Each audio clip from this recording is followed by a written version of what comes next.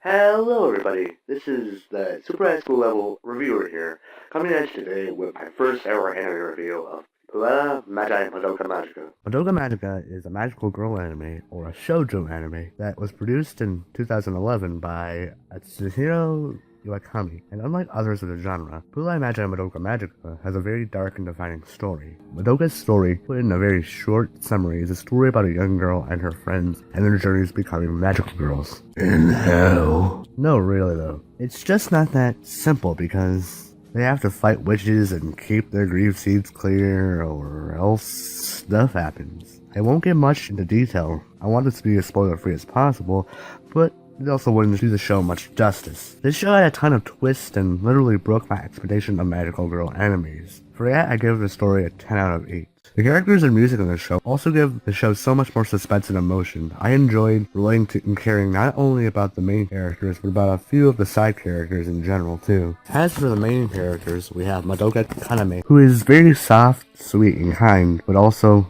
very timid in a sense. She reminds me a lot of Shinji from Evangelion. Then we have Sayaka Maizono.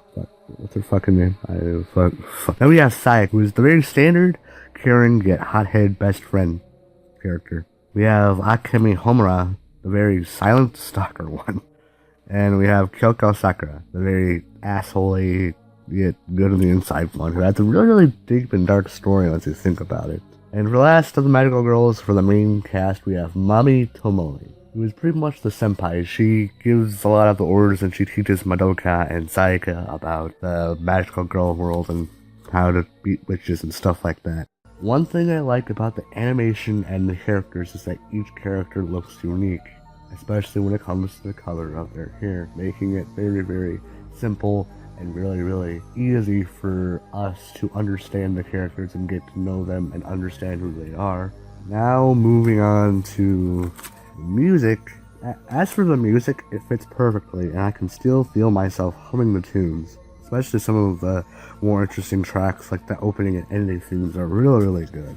I give 7 out of 10 for the characters and 8 out of 10 for the music. The animation varies depending on which version of the show you're watching, making the backgrounds more detailed, and besides that, the show can have a very colorful and very dark in certain moments, and it almost always looks nice. I give the animation of the show a 6 out of 10. In the end, Madoka Magica has done a lot for its genre and was sometimes discriminated against genre. The show brings a lot new and does a lot right. I recommend it to people who like Evangelion, and I recommend it to people who dislike most magical girl animes and think it's like only for girls and stuff, and it's all just like the same thing. And I recommend it to pretty much everyone and stuff. Like, this show has a lot going for it in general.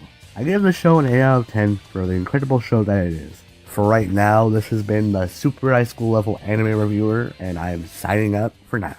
Bye.